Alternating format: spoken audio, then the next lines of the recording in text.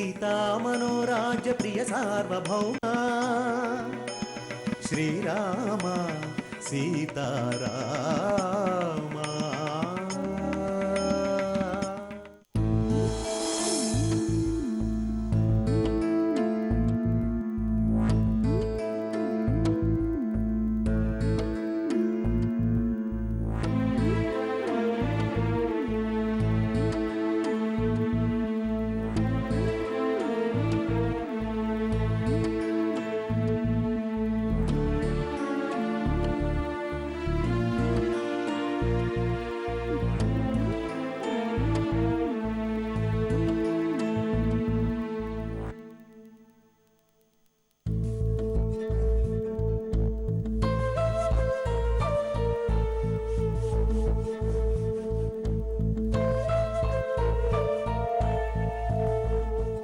చెప్పొదిరా, ఎందుకు ఇంత అర్జెంటుగా రమ్మన్నావు? ఏం జరుగుతుందో తెలుసుకుందామని రమ్మన్నాను. అంతలా ప్రేమించిన అమ్మాయిని సడన్ గా మనసు మార్చుకుని పెళ్లి చేసుకోవడం ఇష్టం లేదని ఎందుకు చెప్పావో తెలుసుకుందామని రమ్మన్నాను.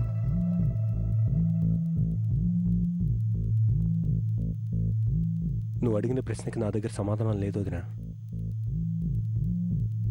ఆగు. సమాధానం లేదని మాట దాటేస్తే నమ్మేసి వెళ్ళిపోతాను అనుకుంటున్నావా? జానుని ఇంప్రెస్ చేయడానికి నువ్వెంత కష్టపడ్డావో నాకు తెలుసు. తన ప్రేమని పొందడానికి మా ఇంట్లో ఒక పని వాళ్ళ కూరగాయలు తెచ్చావు, గ్యాస్ బండ మోసం. జానుకి సాఫ్ట్వేర్ సంబంధం కుదిరిందని మీ అన్నయ్య చెప్తే టెన్షన్ గా మా ఇంటికి పరిగెత్తుకుంటూ వచ్చావు. అలాంటి నువ్వు ఏ ఫీలింగ్ లేదు అని చెప్తే నేనెలా నమ్ముతాననుకున్నావు? నిజానికి నమ్మకంతో పనే ఉంది వదినా. అయినా నిశ్చితార్థం చెడిపోయింది. ఇప్పుడు ఆ టాపిక్ మాట్లాడటం నాకు ఇష్టం లేదు. నిజం అనేది నోట్ నుంచి వచ్చే మాట కాదు. నరం లేని నాలుక ఏదైనా మాట్లాడొచ్చు, కానీ కళ్ళు మనసు మాత్రం ఎట్టి పరిస్థితుల్లోనూ అబద్ధం చెప్పలేవు. ఒక్కోసారి ఉన్న ఆ పరిస్థితులే ఆ కళ్ళు మనల్ని మోసం చేస్తాయి. మన మనసుల్ని తప్పుగా అర్థం చేసుకోవచ్చు. మాటకు మాట చెప్పడం కాదు, ఏం జరిగిందో నాకు తెలియాలి, చెప్పు. ఆల్రెడీ చెప్పాను కదా వదినా, జాను మీద నాకు ఏ ఉద్దేశం లేదు. ఏదో మరదలు కాబట్టి సరదాగా ఉన్నాను. ప్రస్తుతానికి నా ధ్యాస అంతా పోలీస్ ట్రైనింగ్ పూర్తి చేసి ఐపీఎస్ ఆఫీసర్ అవ్వాలన్నదే. నా కెరీర్ తప్ప నా మనసులో వేరే ఆలోచనే లేదు.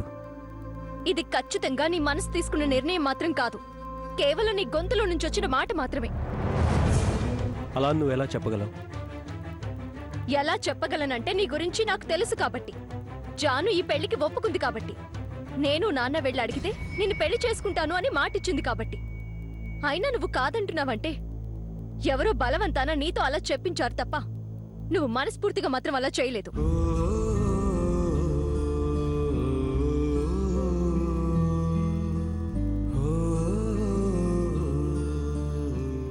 వివేకం సమస్యల్ని పరిష్కరించలేదు. నేను మీ అన్నయ్య పెళ్లి చేసుకోబోతున్నాము. నీ వల్ల మన కుటుంబాల మధ్య డిస్టర్బెన్స్ రావడం నాకు ఇష్టం లేదు. జాను ప్రేమను సొంతం చేసుకోవడానికి నువ్వు ఎంత తపన పడ్డావో, మీ ప్రేమ సక్సెస్ కావాలని నేను అంతకంటే ఎక్కువగా తప్పించాను.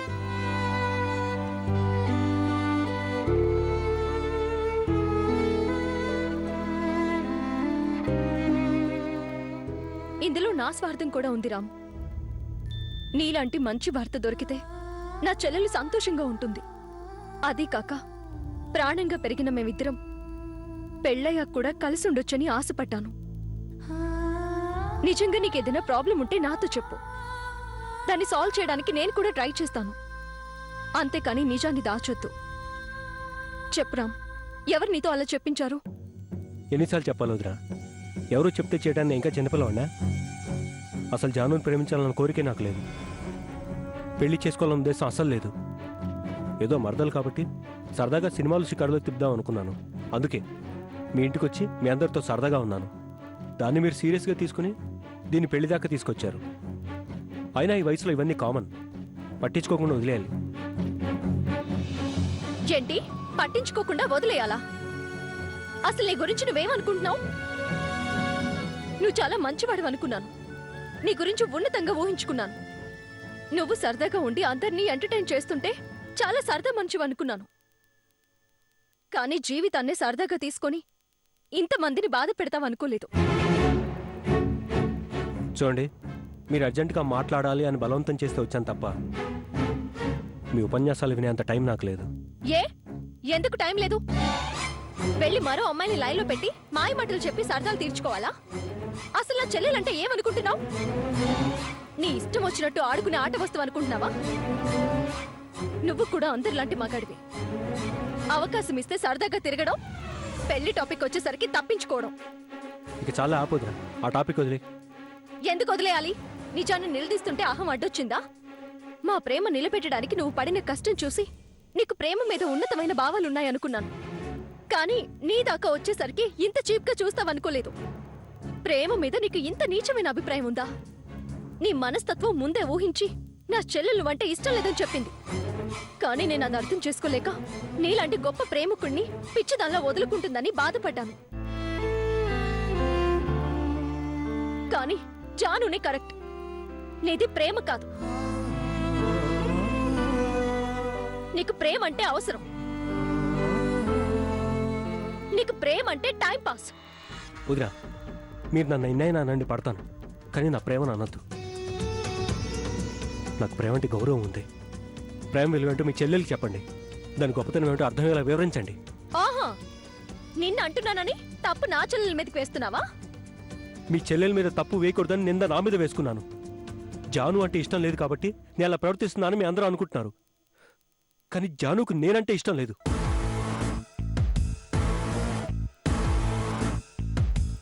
ఏం చెప్తున్నావు?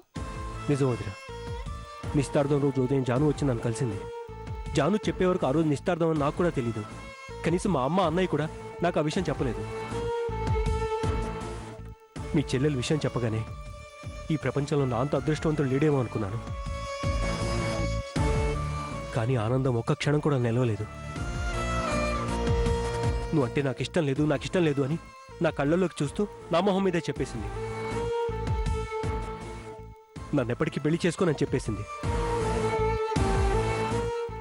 వదినా, నా మీద ఎంతో అభిమానం చూపించే మీకు అబద్ధం చెప్పడం నాకు ఇష్టం లేదు.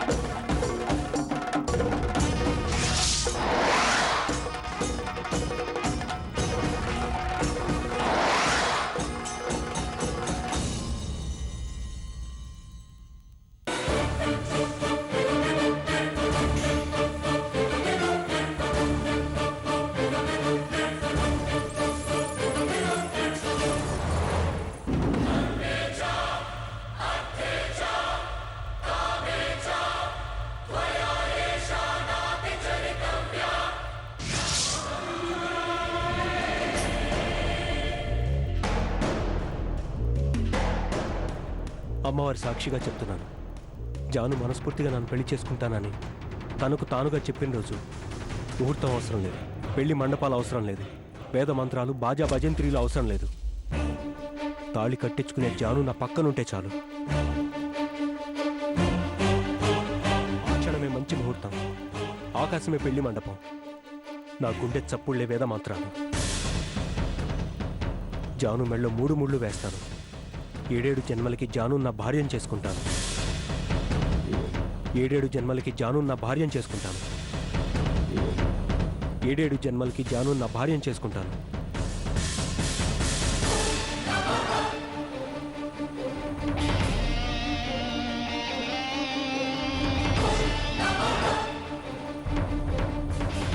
సారీ రామ్, నీ గురించి నాకు తెలుసు.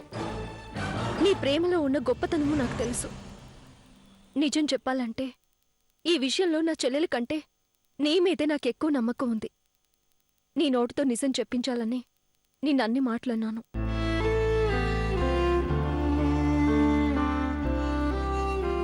జాను బాధపడకూడదని నిందని నీ మీద వేసుకున్నావంటేనే జాను అంటే నీకు ఎంత ఇష్టమో నేను అర్థం చేసుకోగలను. ఒక వదినిగా నిన్ను వేడుకుంటున్నాను, దయచేసి నీ ప్రేమను నా చెల్లెలికి దూరం చేయొద్దు. అలా అనొద్దు వదినా. జాను అంటే నాకెంత ఇష్టమో మీకు తెలీదు. నా మనసుకు మాత్రమే తెలుసు. తను ఇష్టం లేదన్నంత మాత్రాన నా అభిప్రాయాన్ని మార్చుకోను. మరో అమ్మాయికి నా గుండెల్లో స్థానం కల్పించలేను. జాను మీద మొదలైన ప్రేమ నేను చనిపోయే వరకు అలాగే ఉంటుంది.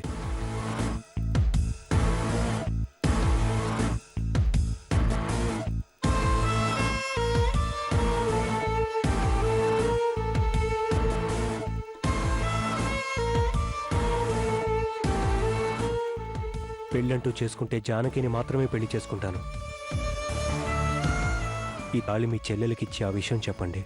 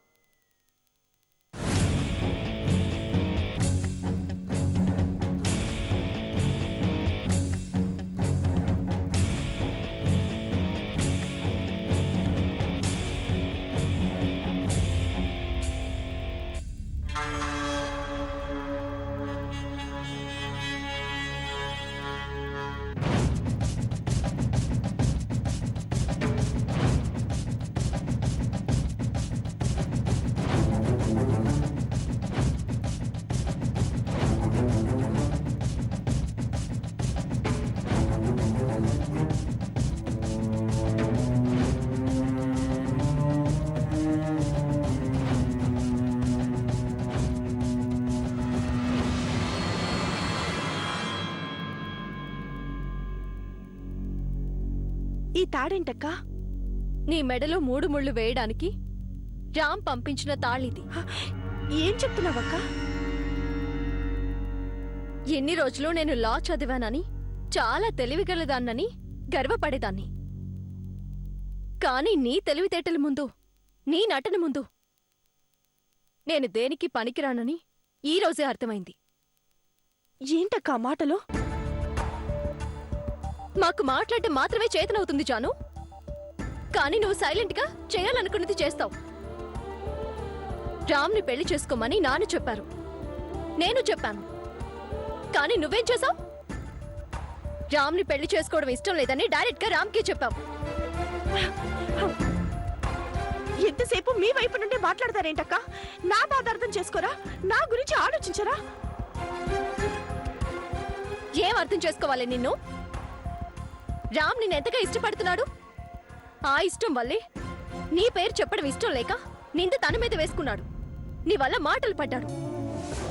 మర్యాదగా వెళ్ళి రామ్కి సారీ చెప్పు. నేనెందుకు సారీ చెప్పాలి? నేనే తప్పు చేశాను. నాకు అతనంటే ఇష్టం లేదు కాబట్టి అదే విషయం చెప్పాను. ఏంటే మాట్లాడితే ఇష్టం లేదు అంటున్నావు? అలా అంటే సరిపోతుందా? ఇష్టం లేకపోవడానికి ఒక కారణం చెప్పు. ఇష్టం లేకపోవడానికి కారణం ఏముంటుంది? ఇష్టం లేదు అంతే. ఆహా, ఎంత బాగా తప్పించుకుంటున్నావే. అసలు నీ గురించి అంతగా ఆలోచించాల్సిన అవసరం రామ్కి లేదు. అంతటి ఉన్నత భావాలు, మంచి మనసు ఉన్న మనిషిని పెళ్లి చేసుకోవడానికి అమ్మాయిలు క్యూ కడతారు. అసలు నువ్వు ఏం చూసుకునే వచ్చిన అదృష్టాన్ని కాలదనుకుంటున్నావు? ఏంటక్క అదృష్టం? రామ్ మంచివాడు కావచ్చు, ఉన్నత భావాలు ఉండొచ్చు. కానీ నాకంటూ ఒక మనసుంది. మీరెంతసేపు మనిషికి విలువిస్తున్నారు కానీ నా మనసుకి విలువ ఇవ్వడం లేదు. అంటే నీ గురించి మేము ఆలోచించటం లేదా? ఏమీ ఆలోచించకుండానే నిన్నొక చెల్లెల్లాగా, కూతుర్లాగా చూసుకుంటున్నావా? నువ్వు బాధపడితే నేను బాధపడతాను. నీకు మంచి జరిగితే నీకన్నా ఎక్కువగా నేను సంతోషపడతాను. అయినా నువ్వు మాటకి మాట సమాధానం చెప్పడం బాగా నేర్చుకున్నావు. నీ మీద నమ్మకంతో అత్తయ్య వాళ్ళకి మాటిచ్చి నాన్న తలదించుకోవాల్సి వచ్చింది. రామ్ని ఎంతో ఉన్నతంగా చూసే నాన్న రామ్ను ఒక మాట అనాల్సి వచ్చింది. తమ్ముడిని ప్రాణంగా భావించే కృష్ణ గారు నీ వల్ల చెంపదెబ్బ కొట్టాల్సి వచ్చింది. ఏంటక్క నీ వల్ల అని నన్ను వేలెత్తి చూపిస్తున్నావు? మీరు మాత్రం ఏం చేశారు? పెద్దరికాన్ని అడ్డం పెట్టుకొని నా అభిప్రాయం కనుక్కోకుండా మీ నిర్ణయాన్ని చెప్పేసి వెళ్ళిపోయారు. మీ విషయంలో నేను అలాగే చేశానా? మీ ఇద్దరిని కలపడానికి నేను ఎంత ట్రై చేశాను, కానీ నువ్వేం చేశావు? నాన్న తన నిర్ణయాన్ని చెప్పి వెళ్ళిపోయాక నీకు ఇష్టమైన జాను అని కనీసం నన్ను ఒక్క మాటైనా అడిగావా? బాధల్లో అనవసరం జాను. పెళ్ళంటే ఇద్దరు మనుషులు ఒక్కటవడం, రెండు మనసులు ఒకటవడం మాత్రమే కాదు. రెండు కుటుంబాల జీవితాలు సంతోషంగా ఉండాలి. జరిగిందేదో జరిగిపోయింది. ఒక అక్కగా ఆర్డర్ వేస్తున్నాను. వెళ్ళి రామ్కి సారీ చెప్పి పెళ్లి చేసుకుంటానని చెప్పు.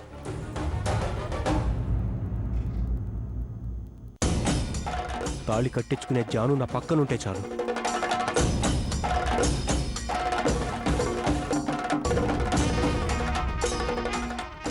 జాను మెళ్ళలో 3 ముళ్ళు వేస్తాను. 7 జన్మలకి జాను నా భార్యను చేసుకుంటాను. మూర్ఖంగా మాట్లాడకక్క. నాకు రామ్ అంటే ఇష్టం లేదు, ఇష్టం లేదు, ఇష్టం లేదు.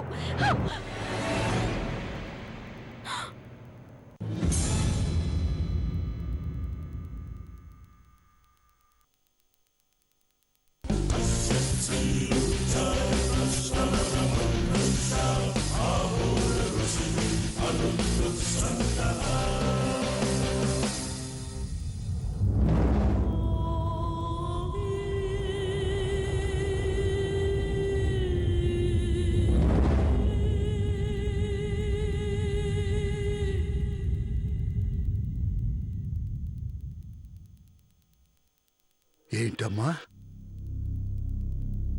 నిశ్చితార్థం చెడిపోవటానికి కారణం రామ్ కాదా? నువ్వా?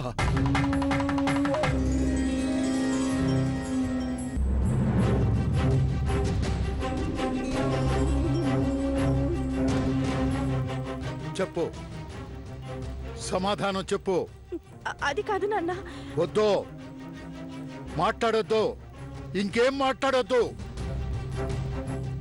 తప్పంతా నాదే. నీ మీద నమ్మకంతో నీతో మాట్లాడకుండా వెళ్ళి వాళ్లకు మాటిచ్చొచ్చాను. నా కూతురు చాలా గొప్పదని గర్వంగా చెప్పాను. దానికి మంచి గుణపాఠమే చెప్పావమ్మా. నా మాట వినండి నాన్న. వద్దు, నన్ను నాన్న అని పిలవద్దు. నన్ను నాన్న అని పిలిచే అర్హత నీకు లేదు.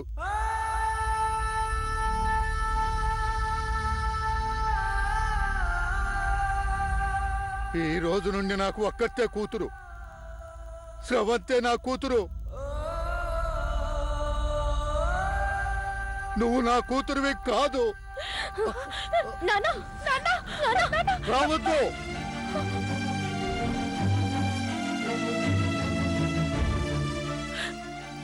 నువ్వు నా దగ్గరికి రావద్దు. నాన్న, ఏమైంది నాన్న? నాకేం కాదమ్మా, నాకంత అదృష్టం కూడానా? ఇంకా ఎన్ని ఘోరాలు చూడాలో. ఈ పాపిష్టి వాడికి అంత తొందరగా చావు రాదమ్మా. ఇంకా ఎన్ని అవమానాలు భరించాలో. చాలమ్మా, చాలు. నాన్న